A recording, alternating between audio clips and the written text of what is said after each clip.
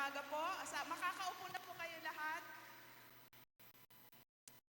Hinihiling ko po na pag may mga Bibles po kayong dala, pakibukas lang po sa Mark 5 para habang tayo po ay naghahayag ng salita ng Diyos, ay nasusundan nyo yung kwento.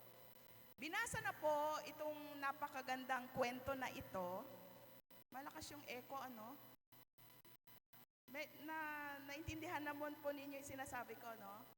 Ang ganda ng kwentong ito, di ba? Kung babalikan po natin yung kwento, sa Mark chapter 4, si Jesus ay nasa kabila ng Lake of Galilee. Ito yung lawa ng Galilea. At doon siya nangaral, di ba? Nakasakay pa nga si Jesus sa bangka habang nangangaral siya doon. Naalala niyo yung kwento? Kinagabihan, sabi ni Jesus sa kanyang mga alagad, punta tayo doon sa kabila ng lawa. At alam natin yung nangyari nung nasa gitna sila ng lawa, di ba? Sa Mark chapter 4. Ano pong nangyari? Ay, pwede po kayo sumagot. Professor po ako. So pwede po kayo sumagot. Anong nangyari? Nung nasa gitna sila ng Sea of Galilee, biglang bumagyo. At dito natin nakita that Jesus is the God of nature. Kasi anong ginawa niya? He commanded the waves. He commanded the wind to be still. At nakita natin, nangyari nga yun, di ba? So doon sa gitna pa lang, papunta doon sa kabila, sa Gerasenes, nakita natin na, Jesus is not an ordinary man. Jesus is God. Because He commanded nature. Pagdating po doon sa kabila ng pampang sa lawa, ay nakita natin na may isang lalaki. Bigyan natin siya ng pangalan, pero para medyo feel natin yung kwento. Pangalanan na lang natin na Cardo. Favorite niya yun, di ba? Si Cardo. At si Cardo, makita natin doon sa description, sana yung PowerPoint natin, nakita natin doon sa description na sinabi dyan, sundan niyo po ako, Mark chapter 5, verse 1 to 20, ano po yung mga description na makikita natin dyan? Kasi, paglapag ni Jesus, anong ginawa ni Cardo? Tumakbo siya para salubungin si Jesus, di ba? So, nagkita sa mata si Jesus at saka si Cardo. Ngayon, ang sabi ni Cardo kay Jesus, nakilala niya kaagad. Sabi niya, Son of the Most High God. Nakilala niya si Jesus. At dito, makikita natin yung napakagandang encounter. Di ba? Pinalaya ni Jesus itong si Cardo sa masasamang spirito na nasa kanya. At nakita natin yung pagbabago. Ngayon, balikan po natin. Itong si Cardo, saan nakatira dito sa kwento? Saan siya nakatira? Sa sementeryo. Bakit po mahalaga itong information na ito? Kasi po sa mga Hudyo, ang sementeryo sa kanila ay unclean. Unclean place. So ang mga Hudyo, pag hindi naman may ibuburol na patay, ay hindi sila pupunta dyan. Kasi unclean sa kanila. Ibig sabihin po, kung siya ay nakatira sa sementeryo, itong taong ito ay inayawan na ng mga kabarangay niya. Nakuha niyo po? Itong taong ito, inayawan na ng kanyang kapamilya. Kasi wala siyang kasamang nanay, tatay, kapatid na natutulog sa sementeryo. Mag-isa lang siya, di ba? So, pag titingnan natin yung buhay ni Cardo, ay, si Cardo parang hopeless. Walang kaibigan. Nakukuha niyo po? Walang kamag-anak na kasama. Ano pa ang description na makikita natin dito kay Cardo? Ang sabi doon ay, ang ginagawa daw ng mga tao sa kanya ay, ginagapos ng, pwede kayo sumagot, tanikala, chains. Pero incredible hook itong si Cardo. Ano ginagawa niya sa chains, sa tanikala? Kayang-kaya, di ba? Kayang-kaya. Malaman natin. Bakit? Kasi may mga demonyo daw na sumasapi sa kanya. So kung makikita natin yung buhay ni Cardo, ano pa ang makikita natin? Doon sa reference sa Luke, doon sa kwento na kasama dito sa Luke, ang sabi doon na kasama din, na parehong kwento, itong taong ito ay nakahubad daw. Doon sa kwento, sa kwento sa Luke. So ibig sabihin, kung titingnan natin itong taong ito, ano yung pwedeng description na pwede nating ibigay? Pag nakakita kayo ng ganito, nakatira, palaboy, pwede mong sabihin, dahil gano'n ang ginagawa niya, pwede mong sabihin, nako, itong taong to ay, nako, wala sa katinuan, di ba? Ano pa? Pwede mong sabihin na ito ay itong taong to, walang, no shame, walang hiya. Bakit? Kasi, hubot-hubad, di ba? Kayo po ba, pag si Cardo nandito, pumasok siya dito sa church at nakahubad, anong gagawin nyo? Di ba, teka. Lalapit ba kayo? Hindi. Hindi. Pag nakita siya ng mga bata, hindi siya lalapitan. Pag nakita nyo siya, hindi nyo siya lalapitan. So, titingnan natin ang buhay ng lalaking ito ay hopeless, helpless. Meron na ba kayo mga kaibigan o kakilala na pag susumahin nyo yung nakikita nyo sa buhay niya, isasabihin nyo, ay, wala nang pag-asang itong taong ito. Ginawa na naming lahat. Kulang na lang igapos namin. Pero walang pagbabago. May mga ganun ba kayong kilala? Ay, wala nang pag-asa itong taong ito. Ay talaga? Lahat ng mga kaibigan nyo, mga kilala nyo, maayos, no? Pero nakita natin, remember,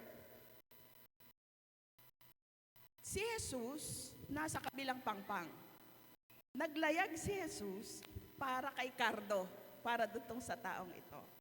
At nakita natin ang pagpapalaya ni Jesus na ginawa dito sa taong ito. Tama ba? Napalaya siya. Kita natin, wala siyang damit sa Luke chapter 8. Uncontrolled like an animal. Ano bang magandang Tagalog ng uncontrolled like an animal? Para siyang asal, hayop. Matindi yun. Siguro pag sinabihan kang asal, hayop talaga, di ba matindi. Ano pa? Sabi sa verse 5 ng chapter 5 ng Mark, ano daw? Insanity is advanced. Yung kanyang katinuan ay talagang wala na. Di ba? Itong taong to, kaawa-awa, hopeless. But one day, he encountered Christ. Amen? At makitingnan natin kung anong nangyari na pagbabago dito sa taong ito. Tingnan natin yung slide natin. So ang ginawa ni Jesus ay reverse niya lahat. Di ba? Lahat ng ginawa ng dyablo sa buhay nitong lalaking ito. Tingnan natin. Next slide. Okay, kanina sa verse 3 ng chapter 5. Kanina, uncontrolled, nagwawala, di ba? Anong sabi sa verse 15? Basahin niyo po dyan sa mga Bible niyo. Anong sinabi sa verse 15? Kanina, nagwawala siya, di ba? Sa verse 15, ano daw, nakatayo ba siya, nagwawala? Nakaupo. Wow, nakaupo na si Cardo. Kanina, walang damit. Ano ang sabi sa verse 15 ulit? Diba? Ay, nawala ulit. Anong sinabi? Ay, balik po tayo doon sa kanina. Next po, next. Okay, next pa. Next. Okay, ang sabi sa verse 15, nakahubad ba? Nakadamit na. Ano pa? Kanina di ba sabi sa verse 5? Ngayon sa verse 15, matino. Okay. Verse 19, ang pinakamaganda sa lahat. Ano ang sabi ni Jesus sa kanya? Okay, bumalik na siya sa kanyang pamilya. Kanina di ba hindi siya nakatira sa kanyang pamilya? Kanina, di ba, outcast? Kanina, ayaw sa kanya ng lipunan. Pwede nating sabihin, patapon ang buhay. Pero Jesus came and Jesus transformed his life. At ngayon, sa verse 19, nakikita natin na sinabi ni Jesus, umuwi ka na. Be reconciled with your friends. Be reconciled with your family. Gusto ko pong ikwento, yung video natin, meron tayong video pero nahihirapan nating i-play, ano? Pero makita natin na ang ministry po namin mag-asawa ngayon ay sa tribo ng mga Mangyan.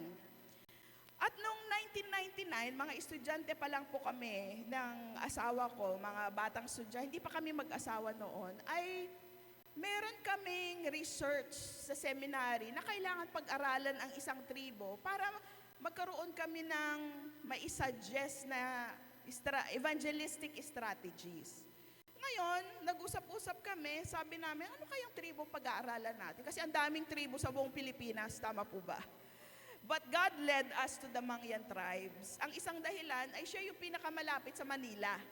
Mga Aita, mga Mangyan, dyan lang sa Batangas, tapos Mindoro na, di ba? So, dumalaw po kami doon.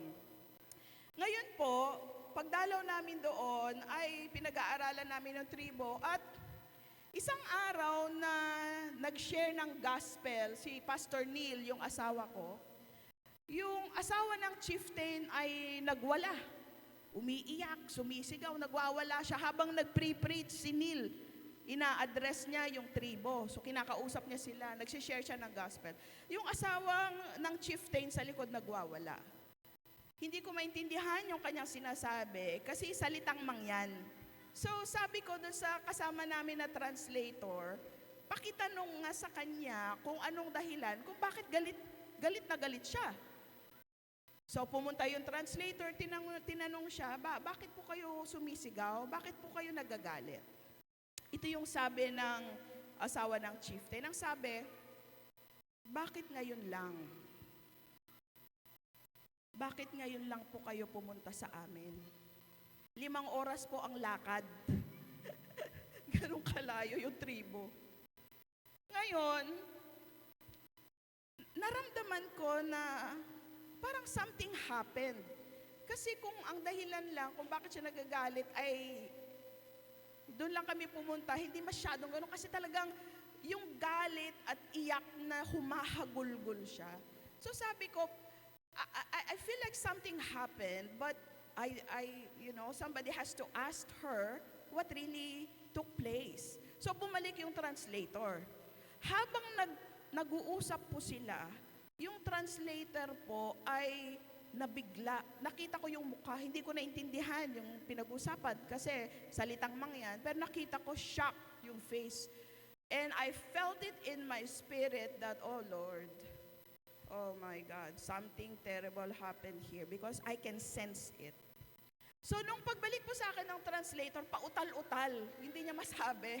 Hinawakan ko yung kamay. Sabi ko, ano pong nangyari? Sabi niya, Ma'am, kahapon po ng 3:00 ay may pinatay silang bata. Sabi ko, okay, wait. Namatay o pinatay? Kasi kung namatay, it's a natural cause. A baby died, right? Pero pag pinatay, sadya. Di ba? May pumatay. So sabi ko, ano pong ibig niyo sabihin? So at that time, sa oras na yun, ay nalaman po namin na sa tribo ng mga Mangyan ay may mga child sacrifices. Ito po si Atom Aurolio ng GMA7. Meron pong documentary nito. So kung gusto nyo malaman pa about this, punta lang kayo sa Google, sa YouTube. Alam nyo po, habang sinasabi po sa akin, para po ako, naiyak na naman ako, ayoko umiyak, 1999 pa to. Habang kinekwento sa akin, alam niyo po, nadudurog yung puso ko. Why? Kasi po, dapat nandun na kami ng Monday morning, yung sinasabi niya kahapon, ng umaga.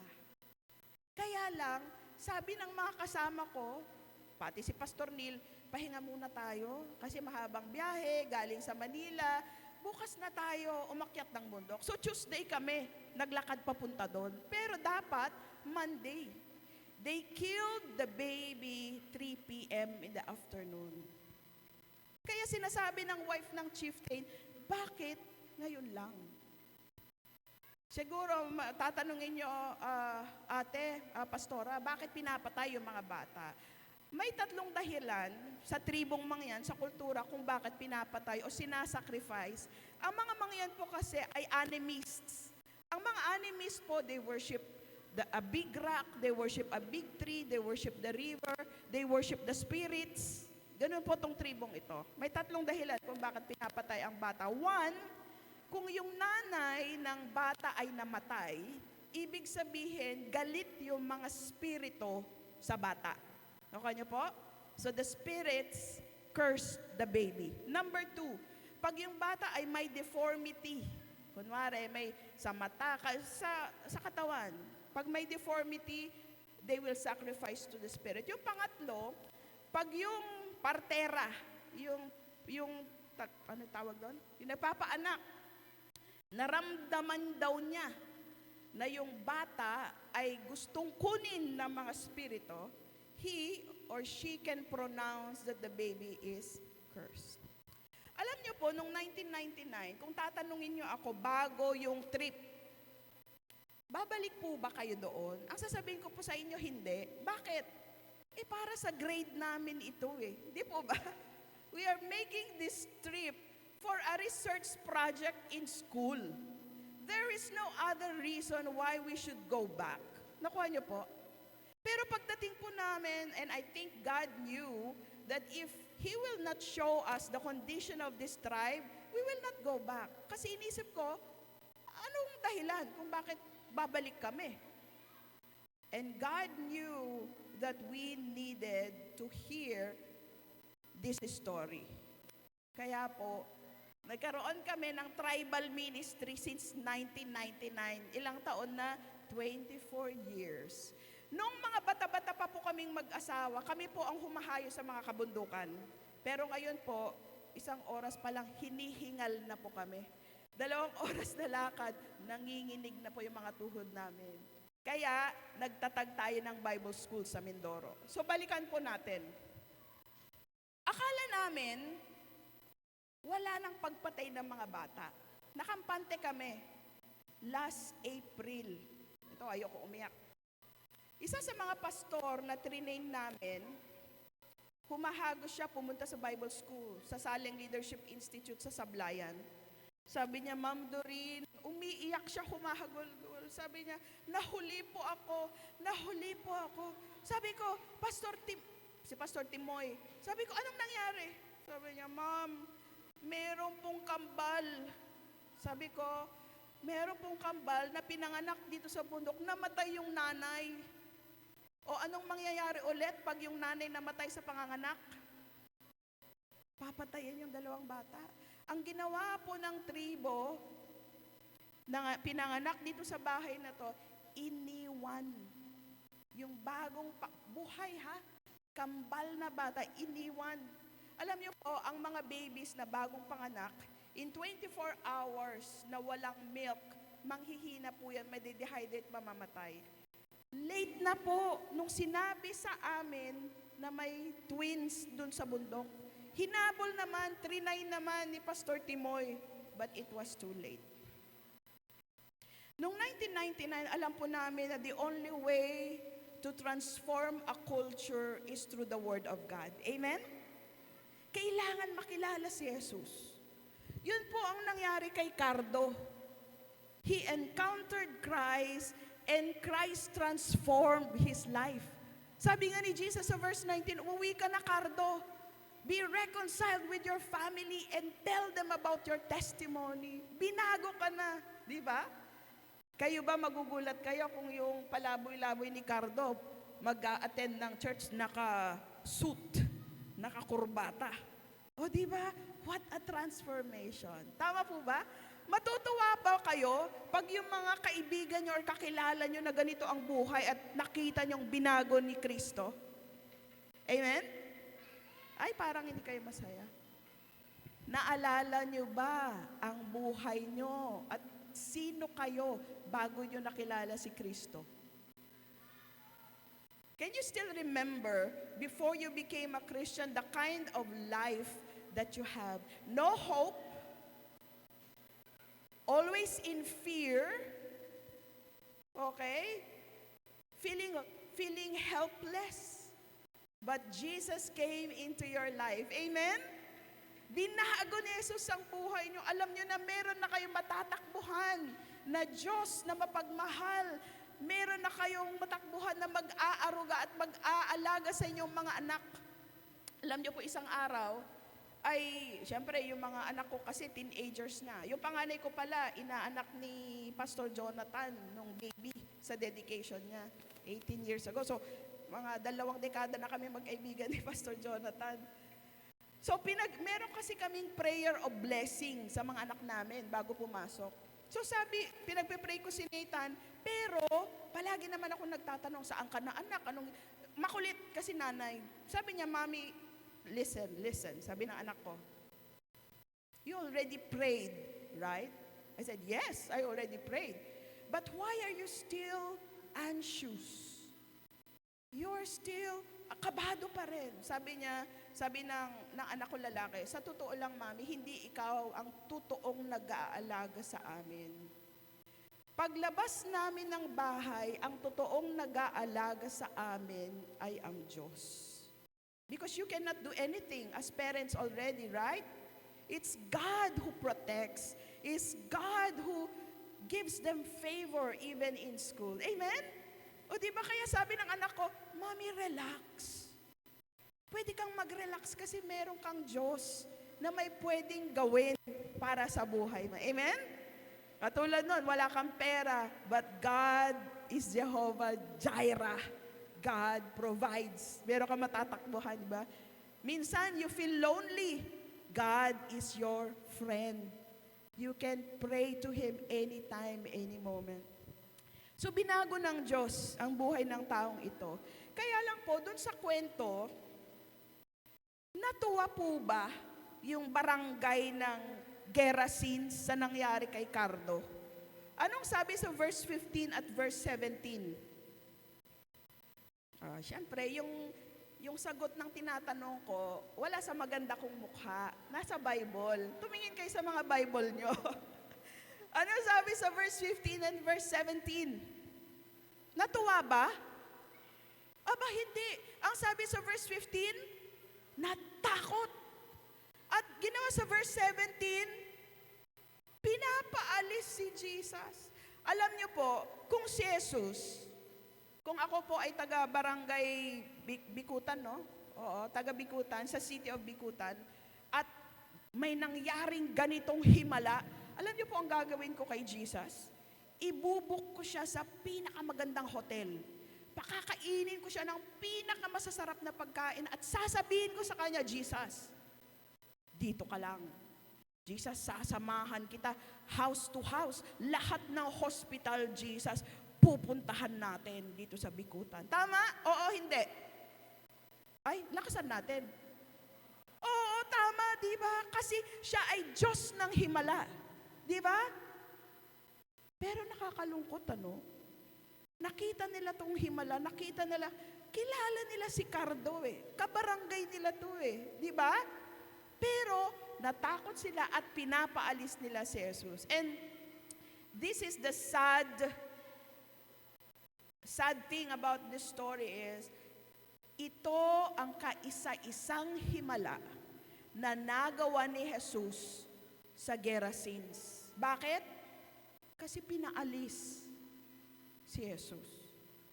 Pinaalis si Jesus. Kaya si Jesus ay sumakay ng bangka at bumalik dun sa kabila na pinanggalingan niya. Wow! Sad. Ano pang nangyari dito? They have missed many miracles that Jesus could have done if they received Jesus with open arms. Ang tanong, bakit kaya? Bakit sila natakot? Bakit pinaalas si Jesus? Sino pong sasagot? Dahil sa mga Isigaw na ninyo. Baboy! Dahil sa mga baboy. Wow! Dahil sa baboy. Ilang baboy itong pinag-uusapan natin mga kapatid? Doon sa kwento, binasa kanina. Ilang baboy? 2,000. 2,000 pigs. Bigyan natin ng amount para makita nyo kung magkano ang nawala sa kanila. Sabihin na lang natin isang baboy para mas madaling mag-compute kasi mahina ako sa math.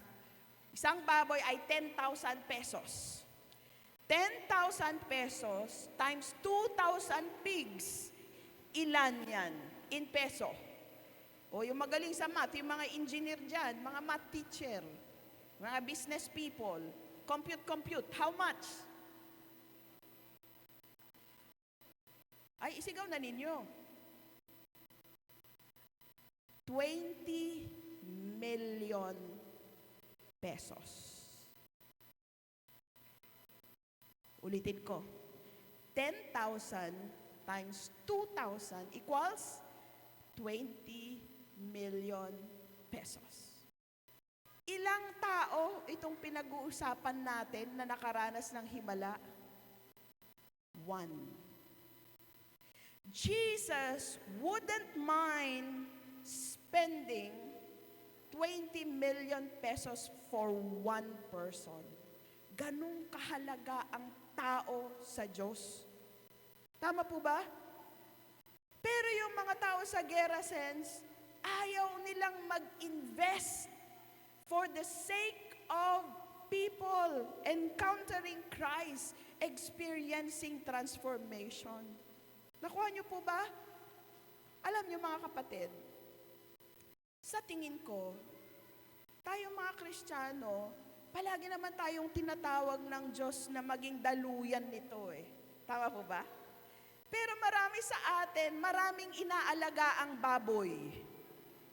That we are not ready and willing to surrender our pigs so that we can see the transforming work of God in the lives of your asawa, in the life of your anak, in the lives of your friends.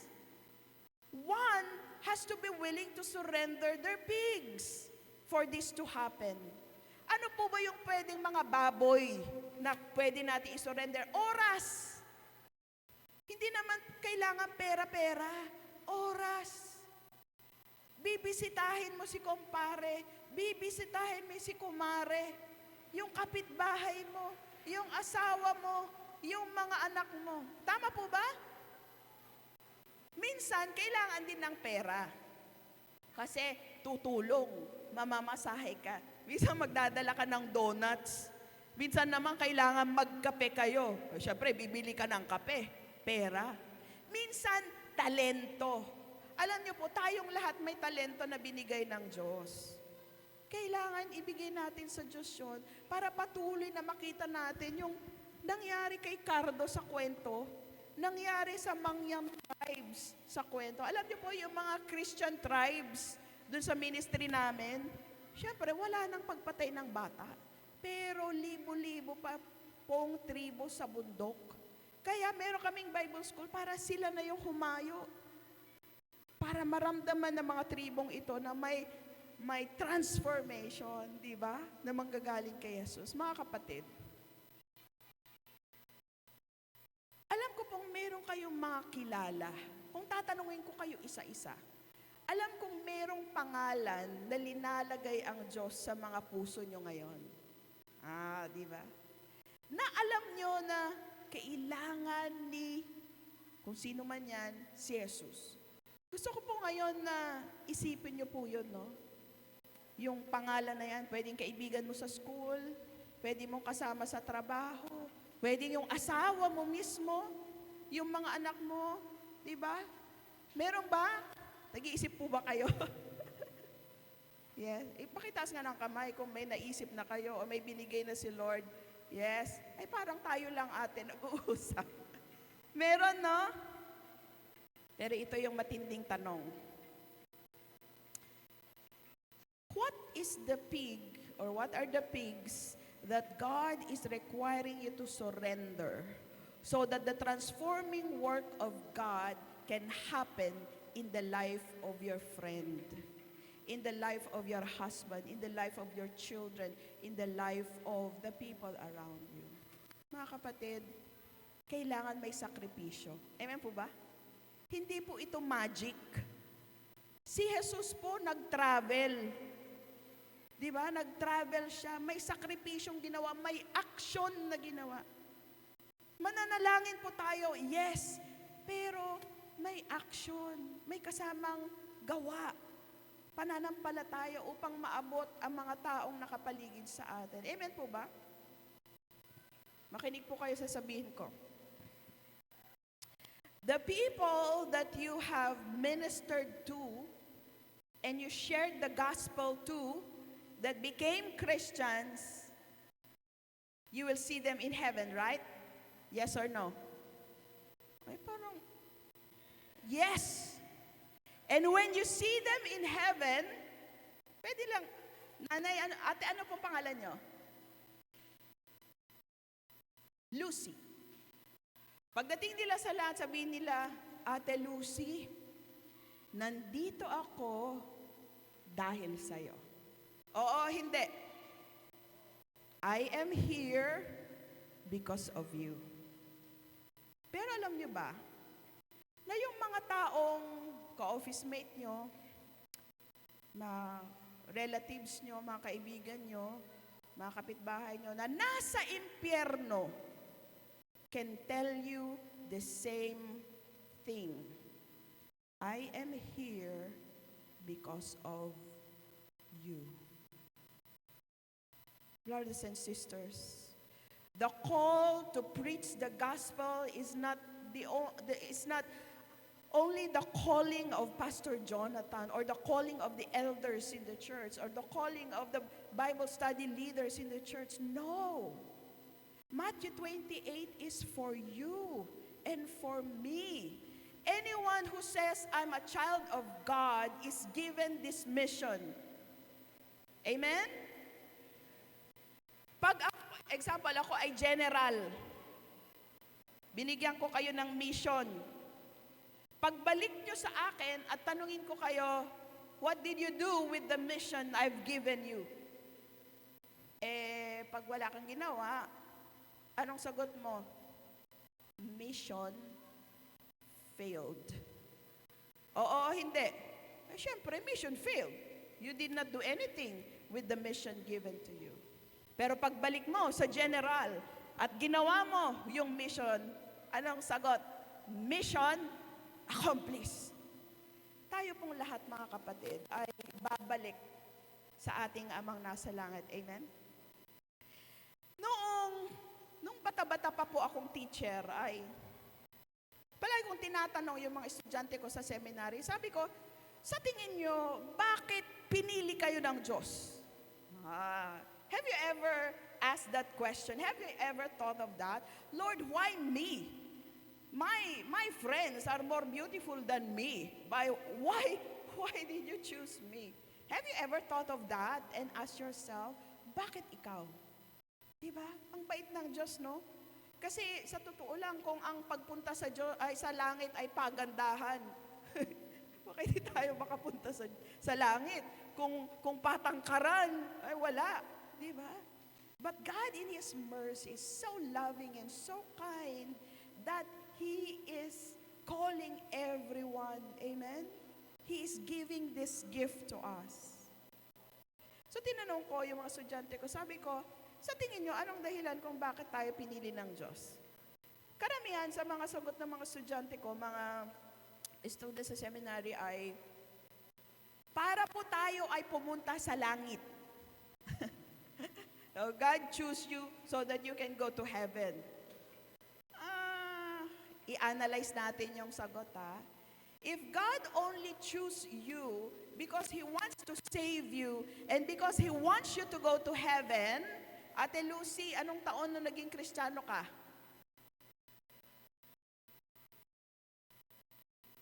Bago pa lang. Sino yung pinakamatandang Kristiyano dito? Yung 20 years na. Ay, wala pa. Walang 20 years Christian dito? Yes. Anong taon po, Kuya? Give me a year. 1980, something, 90? 1989. Okay. What's your name, Kuya? Hill. Okay, Kuya.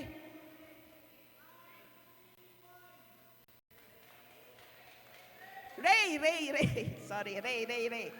1989, si Kuya Ray. Balikan natin yung sagot ng mga estudyante ko. If the only reason why God chose you and saved you is for you, Kuya Ray, to go to heaven, why are you still here? Because if the only reason why God chose you is because He wants you to be in heaven, dapat nung ng 89, tsuk, kinuha ka na niya. Tama? Oo, hindi. Yan lang pala dahilan eh. I will save this man so that he will be with me for eternity. O di kinuha ka na dapat niya noong 1989. Tama? Oo, hindi. Why are you still here? Logic would tell us that you are saved not only because God wants you in heaven. You are saved because He wants you to take people with you when you go home to Him. Oo, hindi. Ilang taon na, 1989. Ilang taon ka ng Kristiyano, Kuya Ray? 20-something plus. Ay, hindi lang. Kasi 89. 30-something plus. Siyempre, tatanungin kita, 30 years, Kuya Ray. Ilan na? It's a valid question, right? It's a valid question. What did you do with the mission? Brothers and sisters, one of the joy of my heart, I'm the leader of the team in 99 in the Mangyan Church. One of the joys of my heart is when I go back to God in heaven, there will be Mangyans there, worshiping the Lord, being with God for eternity. Amen? Because I have invested my life, my energy, my talent, my resources for these people. Amen? Mga kapatid, hindi hinihingi ng Diyos na gumawa ka ng bonggang-bonggang evangelistic mission. Walang ganon. You can start with the people that you love. Start with your friends. Amen? Start with your office mates. Yung mga taong nakapaligid sa'yo, doon ka magsimula. Share your faith. Share the transforming work of God. And begin with the testimony of your life. Alam niyo po, ang pagkakaiba nung bata-bata akong Kristiyano sa ngayon, siyempre, matanda na ako, no? Nung bata ako, yung mga henerasyon namin ni Pastor Jonathan, possible pa yung tatayo ka sa palengke, mag-preach ka ng gospel, may maging Kristiyano. Posible pa yon, di ba, Pastor Jonathan? Mga 80s, 90s, nasubukan ko pa mag-preach sa mga buses, may umiiyak, humahagulgol, humihingi ng tawad sa Diyos. 80s, 90s. Gawin mo ngayon yun. Gawin mo ngayon, mahirap na, di ba? You know what happened? What changed? The philosophy of this generation is this: to see is to believe. In my generation, words are valued. Di ba po? Yung palabra de honor. Yung panahon natin, ganun, matindi yun eh. Pero yung palabra de honor sa henerasyon na to, medyo, kailangan nakasulat. Kailangan may notaryo ng, tama po ba? Kailangan nakanotaryo ng attorney to make it valid.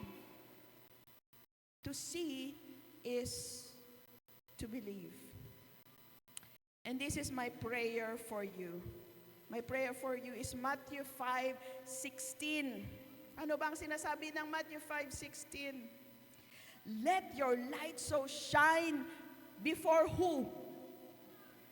Before men.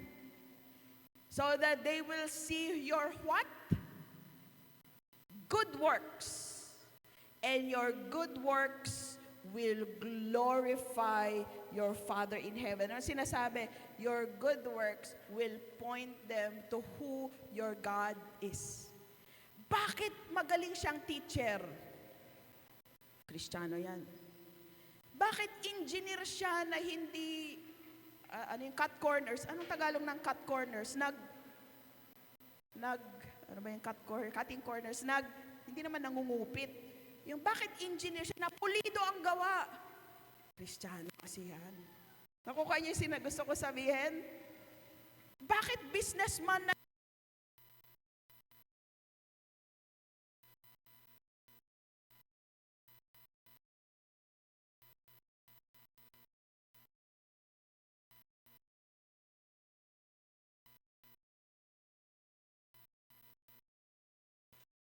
sabihin nila, bakit businessman yan? O kaya sabihin nila, ay, yung tamang timbang, nandun kay Nanay Lucy, doon ka bumili. Hindi nandadaya. Bakit?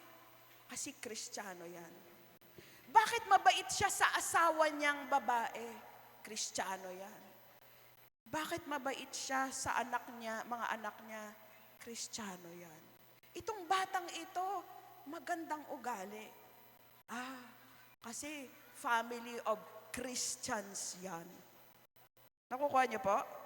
To see is to believe. I pray with all my heart, brothers and sisters, that the kind of life that we live will be a magnet to the people around us so that we can usher them to God. Alam niyo, napakadali ng evangelism, napakadali. Ganito lang. If people like you, they will like your God. Oo, hindi. If people don't like you, they will not like your God. Simple, di po ba? Ito yung sinasabi ng Matthew 5:16. Let your life be a testimony of who your God is.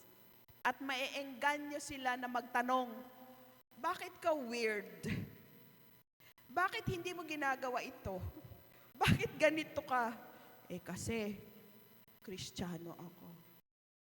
Amen? You can only be a true blessing to others when you are different. Ulitin ko, ilagay nyo sa Facebook nyo, from Ma'am Doreen. You can only be a true blessing to others when you're different. Because that's the only time that they will ask question, why are you different? Because I'm a Christian. Because I'm a child of God. Amen? Tumayot po tayong lahat. Hallelujah. Let's give a hand to the Lord. Thank you, Lord. Hallelujah.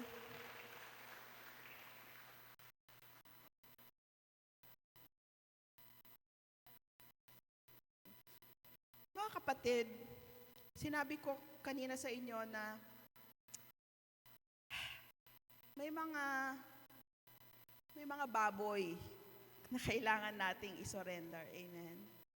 Gusto ko po sa pagkakataon na ito, bago ko kayo ipanalangin, ay isipin po nyo at hilingin natin sa Diyos, Lord, ano po ba yung mga baboy na inaalagaan ko na alam ko na pag willing akong isurrender to ay gagamitin mo yung buhay ko upang maraming mga tao ang matransform. Magsisimula sa pamilya ko, magsisimula sa mga kamag-anak ko, magsisimula sa kapitbahay ko, sa mga kaibigan ko, sa mga office mates ko. Kayo lamang po at ang Diyos ang magniniig at magtatanungan kung ano sa tingin nyo. What are the pigs that God is requiring from you so that He can use you to be a channel of the transformation of the lives of others? Bibigyan ko po kayo ng ilang segundo para po kayo mismo ang mag-pray. Hallelujah. Yes, Lord. Yes, Lord. Mangusap ka sa amin, Panginoon. Mangusap ka sa aming mga puso. Mangusap ka sa aming mga isipan. Ipaalala mo po ang mga pangalan ng mga tao na malapit sa puso namin, na palagi mong pinapakita na kailangan nila si Jesus. Kailangan nila ang Diyos sa kanilang mga buhay. At alam ko, Panginoon, na hindi ito automatic. Kailangan may magamit na tao. At binibigay ko po ang aking buhay na gamitin mo para sa kanila. Panginoon, ipakita mo sa akin kung ano po ba yung mga kailangan kong ibigay sa iyo. Pwedeng ito ay talento, pwedeng ito ay oras, pwedeng ito ay resources na meron ako. Pwedeng relasyon na hindi kaaya-aya sa iyo. That I have to surrender this relationship because it's hindering how you will use me as a channel of transformation for the lives of others.